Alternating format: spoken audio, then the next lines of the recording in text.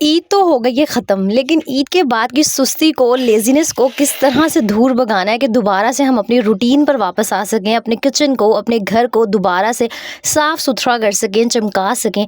अच्छा, ईद के दिनों में ना हमारी रूटीन हो जाती है थोड़ी-सी ऊपर-नीचे, यानी कि सोने के, उठने का जो टाइम है ना वो हो जाता है डिस्टर्ब, और उसके बाद रूटीन में वापस आना ना बहुत मुश्किल हो जाता है। आज के व्लॉग में आपको बताऊँगी कि किस तरह ना आपने अपनी रूटीन को दोबारा से वापस ट्रैक पे लेके आना है, हर चीज़ को दोबारा से सही तरीके से मैनेज करना है। साथ ही आपके बच्चों के लिए एक बहुत ईज़ी सी सैंडविच की रेसिपी शेयर करूँगी जो उनको ज़रूर पसंद आने वाली है। तो करना सिर्फ़ ये है कि व्लॉग को देखना है पूरा। अस्सलामु अलैकुम माय यूट्यूब फैमिली।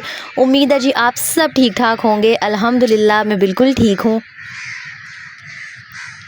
अच्छा, मैं हमेशा कहती हूँ कि अल्लाह ताला ने ना सुबह के वक्त में बहुत ज़्यादा बरकत रखी है, इसीलिए कोशिश करें कि अपने दिन का आगाज़ हमेशा ना जल्दी कर दिया करें। अच्छा, सबसे पहला काम जो आपने करना है ना वो ये है कि अपने हस्बैंड के, अपने बच्चों के जो ईद के कपड़े थे ना, अगर वो धोने वाले हैं, मैले हैं, तो उनको धो लें, यानी कि समेट लें, क्योंकि सबसे ज़्यादा जो फैलावा होता है ना घर में कपड़े, जूतों, इन सारी चीज़ों का होता है ईद के बाद। तो कोशिश करेंगे जो आपके कपड़े मैले थे उनको धो लें, जो ज़्यादा मैले नहीं हुए, जो ज़्यादा गंदे नहीं थे उनको हवा लगवा लें, यानी कि हर चीज़ को समेट दें। थोड़ा-थोड़ा करके जब आप हर चीज़ को समेटना स्टार्ट करेंगे ना, तो हर चीज़ आहिस्ता-आहिस्ता अपनी जगह पर भी आना शुरू हो जाएगी, और आपकी जो रूटीन है, आपका जो काम करने का स्टैमिना है ना, वो भी वापस आना स्टार्ट हो जाएगा। तो बस आज मैंने अपने दिन का आगाज़ वही बहुत जल्दी कर दिया था, और सोचा कि पहले देख लेती हूँ कि कौन से कपड़े धोने वाले हैं, कौन से कपड़े हैं जिनको धोने की ज़रूरत नहीं है, वो बस मैंने ऐसे ही तह लगाए और वापस अलमारी में रख दिए। और साथ ही आपने डिसाइड कर लेना है वो एक काम जो आपने ईद के बाद सबसे पहले करना है। आजकल ना धूप बहुत ज़्यादा तेज़ निकल रही होती है, तो मैंने कब से सोचा हुआ था कि मेरा ये जो ब्लैंकेट है ना डबल बेड का, इसको मैंने वॉश करना है। तो बस मैंने मौके से फ़ायदा उठाया। मैंने सोचा कि और तो कोई काम करने को दिल नहीं कर रहा, सबसे पहले इसी काम से आगाज़ कर लेती हूँ, और इस काम में आपने किसी की हेल्प ले लेनी है, क्योंकि डबल बेड के कंबल को धोना बहुत मुश्किल हो जाता है। तो आजकल बहुत तेज़ धूप निकल रही है, अगर आपने भी अपने सर्दियों के बिस्तर वगैरह, कोई भी रज़ाइयाँ, कंबल, गद्दे, उनको वॉश करना है ना, तो ये सबसे बेस्ट टाइम है। तो मेरे पास जगह बहुत कम थी, इसलिए मैंने डबल करके कंबल को बिछा लिया था। इसको अच्छे से मैंने पहले गीला किया, इसके ऊपर सरफ़ लगा के इसे आधा घंटा, 1 घंटा छोड़ दिया, और उसके बाद इसको अच्छे से मैंने ब्रश से धोया, इसका सारा पानी निकाला, और अब तो ये 2 दिन लग चुके हैं ऑलमोस्ट, तो अच्छे से सूख भी चुके हैं। कहने का मकसद ये है कि आपने ना थोड़ा-थोड़ा करके अपनी जो रूटीन है ना उसको सेट करने की कोशिश करनी है। फ़र्ज़ करें आप ईद के दिनों में अगर 9 बजे उठ रही थी ना, तो अब आपने ये करना है कि आधा घंटा पहले उठना स्टार्ट कर दें, क्योंकि मैं हमेशा कहती हूँ कि स्पेशली गर्मी के दिनों में जितना काम सुबह जल्दी-जल्दी निपटा सकती हैं ना निपटा लें, क्योंकि बाद में 11-12 बजे इतनी शदीद गर्मी हो जाती है, फिर काम करना, साथ में किचन का काम करना बहुत मुश्किल लग रहा होता है। और आजकल क्योंकि वैसे ही गर्मियों की छुट्टियां हैं, बच्चे भी घर हैं, और मेरी अक्सर बहनों के घर ना ईद के टाइम पे बहुत सारे गेस्ट आए हुए होते हैं, किसी की नंदें आ गई, कोई खुद मैके चली गई, यानी कि गेस्ट का आना जाना होता है, और उसके बाद रूटीन में वापस आना ना वाकई बहुत मुश्किल लग रहा होता है। इसीलिए आपने एकदम अपने ऊपर बहुत ज़्यादा बर्डन नहीं डालना। अगर आप 9 साढ़े 9 बजे उठ रही थी ना, तो बस कोशिश करें कि आधा पौना घंटा पहले उठना स्टार्ट कर दें। इस तरह अगर आप एक हफ्ता आधा-आधा घंटा करके पहले उठेंगी ना, तो आपकी जो रूटीन है वो दोबारा से सेट होना स्टार्ट हो जाएगी, और आपको सुबह जल्दी उठने की भी आदत पड़ जाएगी। मुझे अभी भी इतने सारे कमेंट्स आते हैं, आप ही हमसे जल्दी नहीं उठा जाता, हम जो मर्ज़ी कर लें। तो भई आप मेरी प्यारी बहनों कोशिश तो करें, जब इंसान कोशिश करता है ना, तो हर काम खुद ब खुद आसान हो जाता है। और उसके अलावा दूसरे टिप जो आपकी लेज़ीनेस को, सुस्ती को दूर भगाएगी ना, वो ये कि आपने सुबह उठ के मोबाइल उठाने की बजाय ना कॉपी पेन उठाना है, या कोई भी ऐसी चीज़ ले लें जिसके ऊपर आप एक लिस्ट बना सकें, और आपने डिसाइड कर लेना है कि आपने आज कौन-कौन से काम करने हैं। जिस तरह ईद के बाद ना मुझे भी आप सबकी तरह बहुत लेज़ीनेस फ़ील हो रही थी, तो बस मैंने सोचा था कि मैंने 15 मिनट लगाने हैं, और मैंने फटाफट से सारे जो डस्टिंग का काम है उसको भी कर लेना है, जो चीज़ें बिखरी हुई हैं उनको भी समेट देना है, जो बिस्तर वगैरह हैं उनको भी अलमारियों में रख देना है। इस तरह जब आप फटाफट अपने आप को चैलेंज देती हैं ना, तो हर चीज़ जल्दी-जल्दी होना स्टार्ट हो जाती है। इसके अलावा काम को फटाफट ख़त्म करने की एक टिप ये भी है कि बैकग्राउंड में ना कोई ऐसी चीज़ लगा लिया करें जिससे जो आपकी एनर्जी है ना उसमें इज़ाफ़ा हो रहा हो, जिससे आपको मोटिवेशन मिल रही हो। जैसे अक्सर ऐसे होता है कि एक कलाम है, ये नशीद है, मुझे नहीं पता, आई डोंट नो, मैं हमेशा जब काम कर रही होती हूँ ना तो मैं चला लेती हूँ, और अगर वो ना चलाऊँ तो मैं कोई भी कुरान पाक की तिलावत सुन लेती हूँ। उससे ये होता है कि इंसान का जो माइंड है ना वो भी फ्रेश होना स्टार्ट हो जाता है। इसके अलावा अगर आप चाहती हैं ना कि आपके घर में बरकत हो, आपके घर में सुकून हो, और मैं आपको एक बात बताऊँ कि जो सुकून है ना ये महंगी-महंगी चीज़ों से और ये पैसे से नहीं आता, ये हमारी अपनी आदतें होती हैं जिसकी वजह से हमारे घर में ना सुकून आता है। अक्सर ऐसे होता है कि हम किसी के घर में जाते हैं, वहाँ कोई महँगा सामान, कोई महँगा फर्नीचर, कुछ भी ऐसा नहीं होता होता, लेकिन फिर भी उन घरों में जाके ना एक रूहानी सुकून मिल रहा होता है। ऐसे लग रहा होता है कि इंसान किसी पुरसुकून सी जन्नत जैसी जगह पे आ गया है। तो एक औरत जो है ना वो अपनी हैबिट्स की वजह से अपने घर को खुद जन्नत बनाती है। सुबह नाश्ते के टाइम सूरह बाकरा की तिलावत या मंज़िल लाज़मी चलाया करें। आपके घर में कोई भी बुरे असरात हैं, नेगेटिव एनर्जीज़ हैं, आसेब है, अल्लाह ना करे ऐसा कुछ भी हो, या जो बुरी नज़र वगैरह ना, वो सारी जो चीज़ें हैं सूरह बाकरा उनके असर को ज़ाइल करती है। तो आपके घर में बहुत ज़्यादा जो है ना बरकत होना स्टार्ट हो जाएगी। तो काम करते हुए लाज़मी कोई ना कोई इस तरह की चीज़ चलाया करें। इससे एक तो आपके काम में बरकत होती है और दूसरा आप थके बनाना फटाफट से हर चीज़ को मैनेज कर लेती हैं। और एक और टिप यहाँ पर आपको ये देना चाहूँगी कि अगर आपका घर काफ़ी ज़्यादा बड़ा है ना, जैसे मेरे पास तो सिर्फ एक ही रूम है, लेकिन अगर आपके पास 2 से 3 कमरे हैं तो कोशिश करें कि रूटीन में वापस आने के लिए एकदम अपने ऊपर बहुत सारा बर्डन ना डालें। एक-एक करके हर रूम की सफाई करें और उसके बाद खाना बनाने से पहले ये कोशिश किया करें कि जो आपका किचन है ना वो बिल्कुल नीट, क्लीन, साफ़-सुथरा हो। क्योंकि जब हम गंदे किचन में काम करना स्टार्ट कर देते हैं ना, तो ना काम सही से हो रहा होता है और दूसरा ना काम करने को दिल चाह रहा होता है। ना ही कोई बर्तन धुला हुआ साफ़-सुथरा मिल रहा होता है। दूसरा काउंटर पे इतना ज़्यादा फैलावा होता है कि समझ नहीं आती कि इंसान कहाँ पे रोटी बनाए, कहाँ पे हांडी बनाए। तो मेरी तो यही आदत है कि मैं हमेशा ना हांडी बनाने से पहले, रोटी बनाने से पहले जो सारे बर्तन मैले पड़े हुए होते हैं उनको वॉश करती हूँ। और एक और चीज़, जहाँ पे भी आपके घरों में बर्तन पड़े होते हैं ना, अक्सर बच्चों की या हस्बैंड की आदत होती है कि चाय पी तो वहीं पे कप छोड़ दिया, पानी पिया तो वहीं ग्लास रख दिया। तो पूरे घर के जो मैले बर्तन है ना, पहले उनको इकट्ठा कर लिया करें।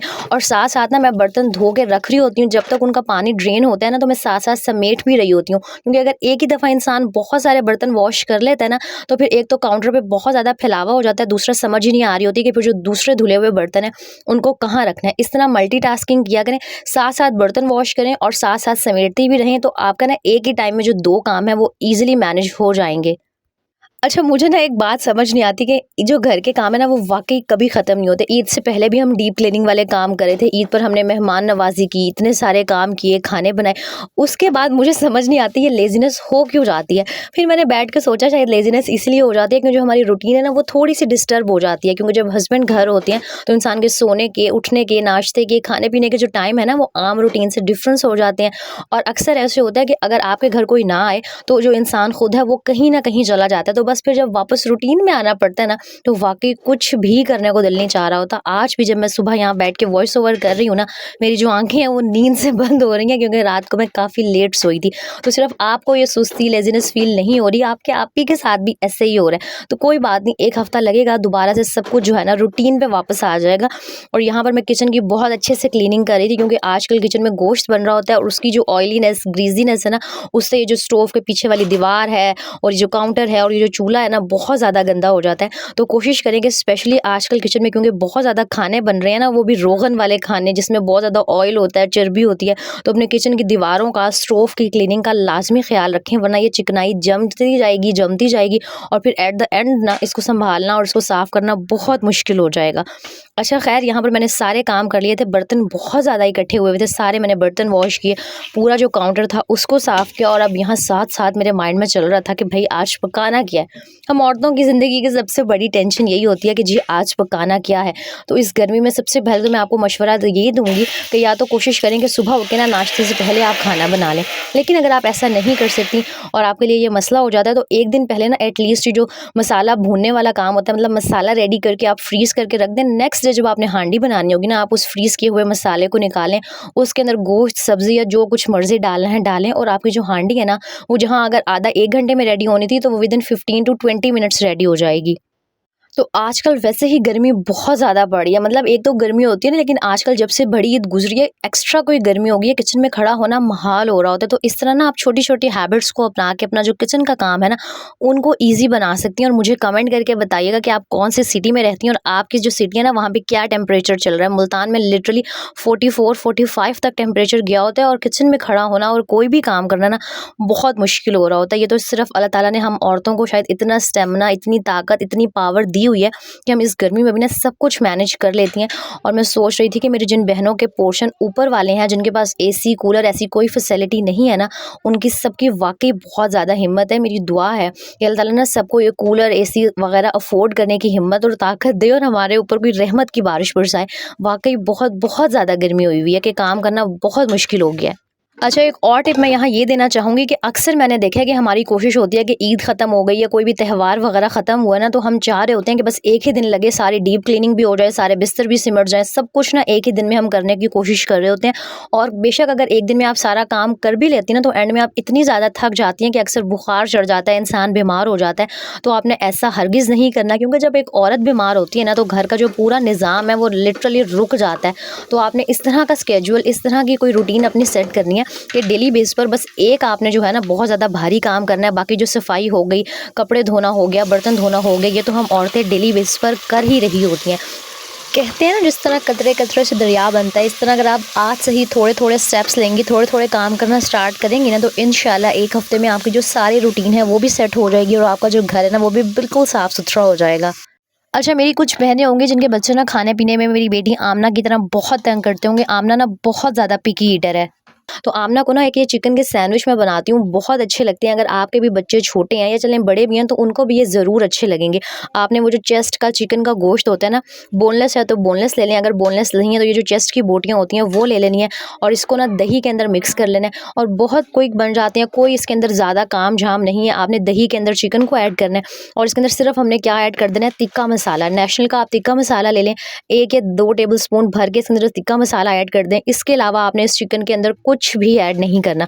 और हाँ, यहाँ पर मैं लहसुन अदरक को दिखाना भूल गई हूँ, आपने लहसुन अदरक भी इसके अंदर ऐड कर लेना है और ये इतने मज़े का ना, बिल्कुल ज़्यादा नमक मिर्च मसाले भी नहीं होंगे और बच्चे बहुत शौक से ना ये सैंडविच खा लेंगे। और नमक एक्स्ट्रा ऐड ना कीजिएगा, क्योंकि जो तिक्का मसाला है ना उसके अंदर ऑलरेडी जो नमक है वो ऐड होता है।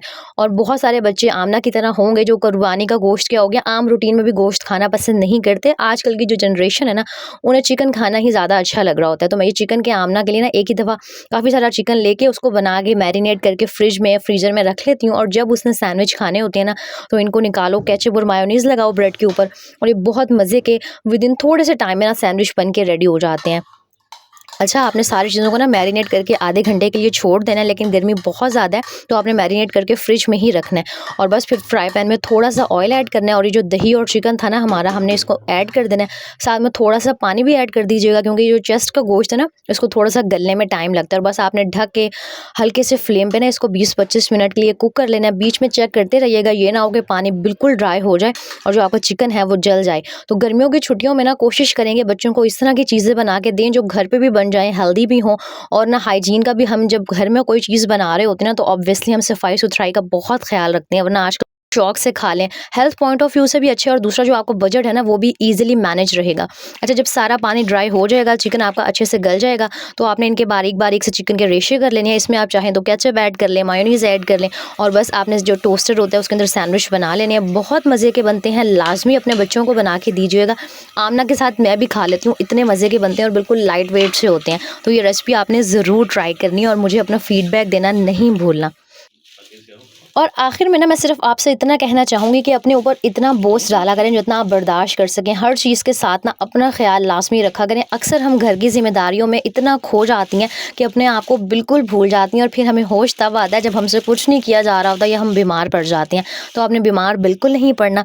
और यहाँ पे ना रात को कोई 12-1 बजे का टाइम था, मैं गोश्त खा खा के वाक़ई इतनी ज़्यादा उकताई हुई थी कि मैंने फूड पांडा से ना ये अपने लिए पिज़्ज़ा और एक बॉटल ऑर्डर कर ली थी।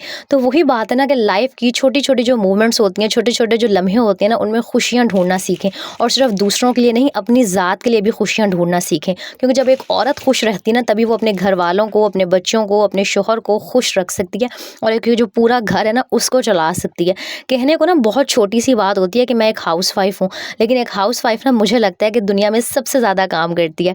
उम्मीद है आज का व्लॉग आपको अच्छा लगा होगा। अच्छा लगा है तो लाइक, कमेंट एंड शेयर करना मत भूलिएगा। अपना ख़्याल रखिएगा। अल्लाह हाफ़िज़।